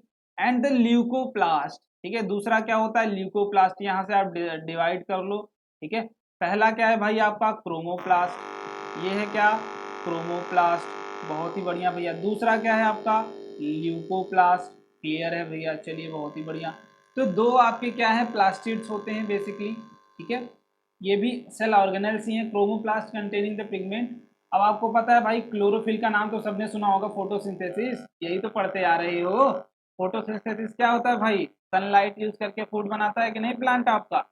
तो वहां पे एक पिगमेंट आपने देखा था, किस कलर का? ग्रीन कलर का पिगमेंट देखा था, क्या? That is chlorophyll. आप ट्वेल्थ में भी पढ़ा, सॉरी टेंथ वाले चैप्टर में भी आपको मिलेगा क्लोरोफिल। ये ग्रीन कलर का पिगमेंट होता है जिसको हम क्या बोलते हैं? क्लोरोप्लास्ट, ठीक है। क्लोरोप्लास्ट भी बोलते हैं। क्लियर? क्लियर? चलो बहुत ही अच्छा। देखो क्लोरोप्लास्ट जो है आपका भाई, है ना, ये किसके लिए इंपॉर्टेंट होता है? अभी आप समझ रहे हो, क्लोरोफिल पिगमेंट जिसमें भरा होता है भाई, कंटेनिंग क्लोरोफिल पिगमेंट, उसको क्या बोलते हैं? क्लोरोप्लास्ट। ये इंपॉर्टेंट किसके लिए भाई? आपका फोटोसिंथेसिस के लिए, ठीक है। फोटोसिंथेसिस के लिए। अब बोलो भैया ल्यूकोप्लास्ट के लिए तो आपने जगह ही नहीं छोड़ा। चलो उसको भी समझ लेते हैं भाई, ठीक है। उसको भी समझ लेते हैं धीरे धीरे। कि अब ये तो बात रही भाई पूरी किसकी? क्रोमोप्लास्ट की। कि क्रोमोप्लास्ट में ग्रीन कलर का पिगमेंट भरा हुआ होता है, दैट इज क्लोरोफिल, ठीक है। बाकी ऐसा नहीं कि ये सिर्फ ग्रीन कलर ही होता है, इसमें येलो और येलो प्लस ऑरेंज पिगमेंट भी होते हैं कुछ, ठीक है। कुछ ऑरेंज और येलो का, येलो प्लस ऑरेंज, ठीक है। ये क्या लिख दिया यार? ऑरेंज, ऑरेंज, सॉरी ऑर्गेनिज्म लिख रहा था। ऑरेंज कलर के भी पिगमेंट होते हैं। तो अगर आपसे बोला जाए भाई क्लोरोप्लास्ट में किन किन कलर का, तो ग्रीन आप बोल सकते हो, येलो बोल सकते हो, दैट इज ऑरेंज भी बोल सकते हो। तीनों चीजें होती, ठीक है ना। चलो अब भाई बात कर लेते हैं ल्यूकोप्लास्ट किन किन चीजों से मिलके बना हुआ होता है। तो ये स्टार्च, बेसिकली देख लो, लिख लो। ये स्टार्च का फील्ड होता है इसमें, ठीक है। और ऑयल्स फील्ड्स होते हैं और प्रोटीन के कुछ ग्रेन्यूल्स भी इसमें फिक्स होते हैं, ठीक है, भरे हुए होते हैं। और आपको पता है भाई ये क्या होता है? कलरलेस होता है, ठीक है। कलरलेस। एक जो चीज यहाँ पे समझ में आती है, ठीक है, माइटोकॉन्ड्रिया में वो चीज मैंने नहीं बताई थी बट यहाँ पे मैं बता दे रहा हूँ कि प्लास्टिड क्या होते हैं भाई? सिमिलर टू माइट्रोकॉन्ड्रिया ही होते हैं, ठीक है। माइट्रोकॉन्ड्रिया, इनका शेप स्ट्रक्चर सब कुछ कितना होता है? माइट्रोकॉन्ड्रिया के सिमिलर ही होता है, उनके जैसा ही होता है, ठीक है। Similar shape size. बाकी ये भी इटसेल्फ अपना खुद का अलग बिहेवियर बनाते हैं। इनके पास भी इटसेल्फ खुद का डीएनए होता है और खुद का राइबोसोम होता है, ठीक है। ये चीज माइट्रोकॉन्ड्रिया मैंने नहीं बताई थी बट वहां पे भी लिख लेना कि खुद का राइबोसोम होता है। मतलब प्रोटीन, राइबोसोम क्या करता है भाई? प्रोटीन को मैन्युफैक्चर करता है। देखिए कहीं पे भी अगर आपको ये पता चले कि प्रोटीन खुद वो बना रहा है, इट मीन उसके पास क्या होगा? उसका खुद का राइबोसोम जरूर प्रेजेंट होगा। बिकॉज राइबोसोम का काम ही है प्रोटीन बनाना। प्रोटीन मैन्युफैक्चरिंग बोलते हैं ना उसको, मैन्युफैक्चर डिवाइस बोलते हैं, प्रोटीन फैक्ट्री बोलते हैं राइबोसोम्स को। तो वो खुद का डीएनए भी कंटेन करता है, खुद का राइबोसोम्स भी कंटेन करता है, ठीक है। और प्रोटीन भी खुद का ही बना लेता है। ये सेपरेट बिहेवियर शो करता है पूरे सेल में, ठीक है। अलग तरीके का प्राणी है ये, ठीक है। सेपरेट बिहेवियर भाई, ये डिपेंड नहीं होता है सेल पे कि तुम हमको प्रोटीन दोगे तब हम सरवाइव करेंगे, नहीं। वो खुद ही प्रोटीन बना लेता है, उसके पास खुद की डिवाइस है, दैट इज राइबोसोम। तो वो खुद से बनाता है, खुद से प्रोटीन खाता है और खुद ही रहता है, ठीक है। क्लियर? चलो अब आगे की बात कर लेते हैं भाई वैक्यूल्स की। तो vacuoles are storage sacs for solid और लिक्विड कंटेंट। तो सिंपल सी बात है भाई, ये आप बोल सकते हो क्या? आपके घर में वो तो होगा ना, क्या बोलते हैं भाई?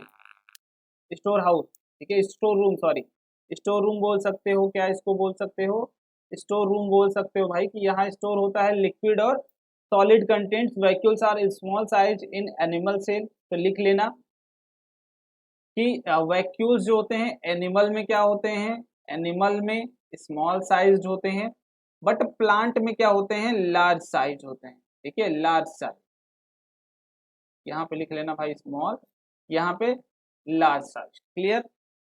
हाँ, central the central vacuole of some plants में occupy 50 to 90% of cell volume.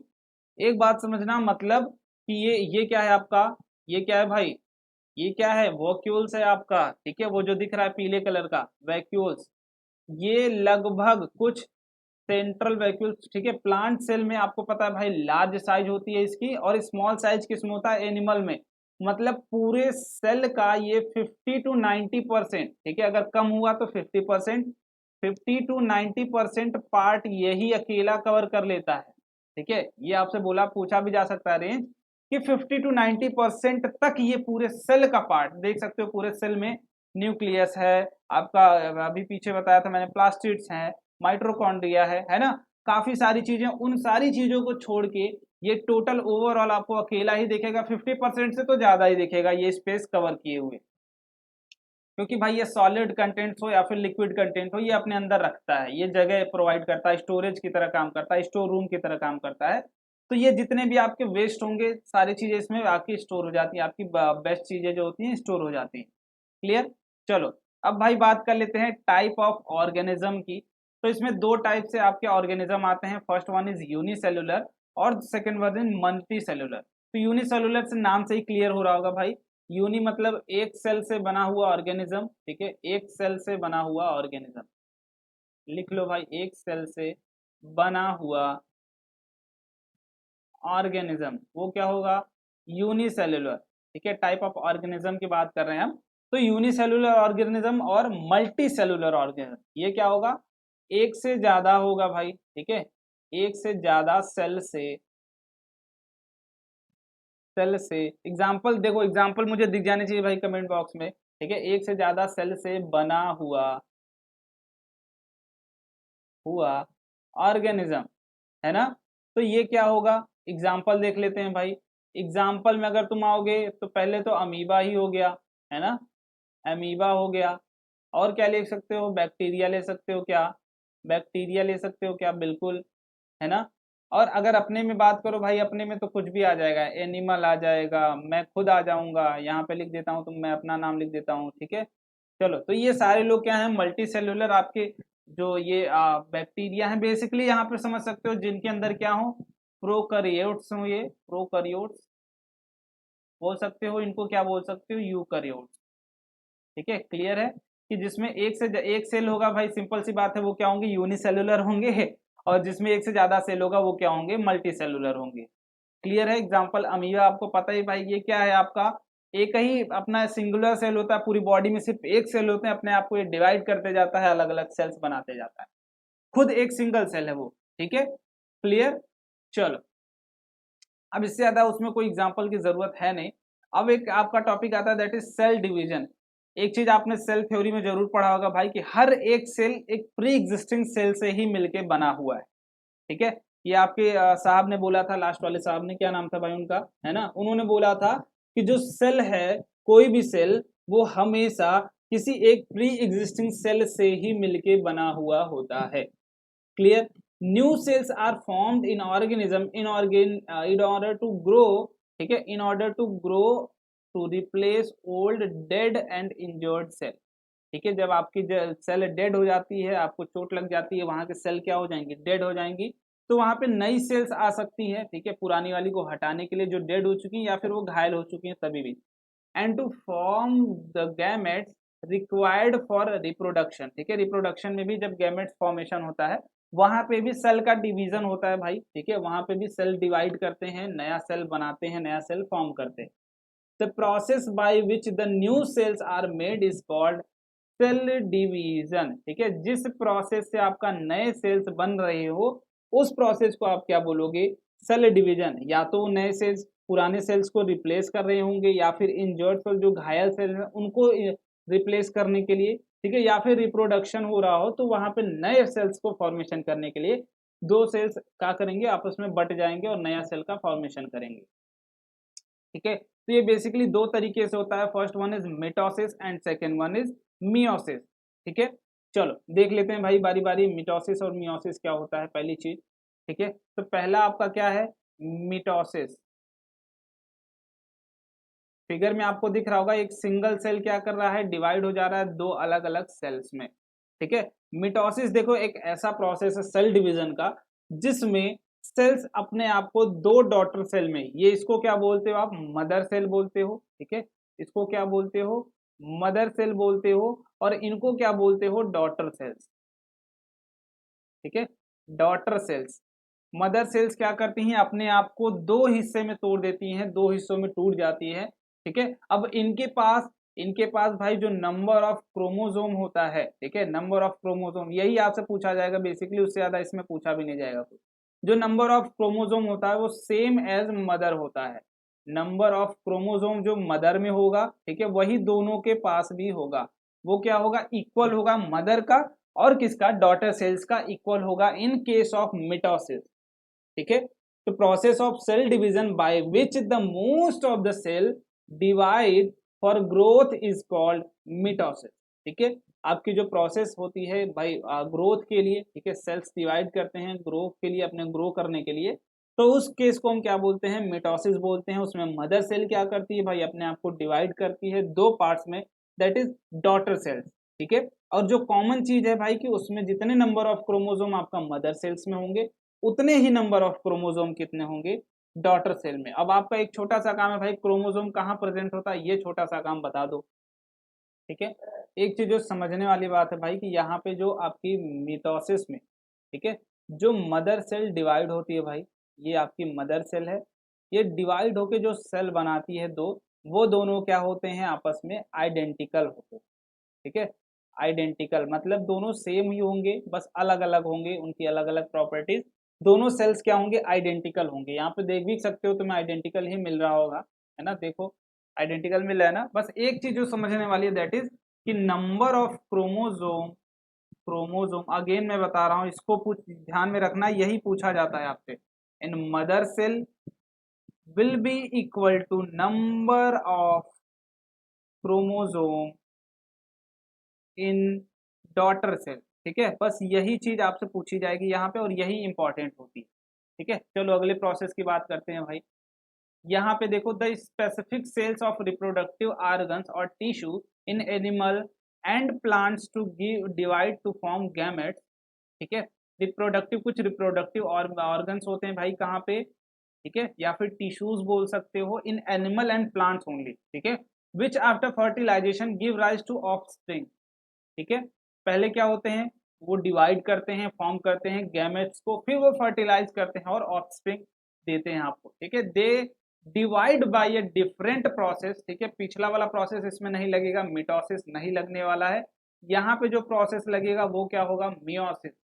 Clear, ये meiosis which involves to consecutive divisions.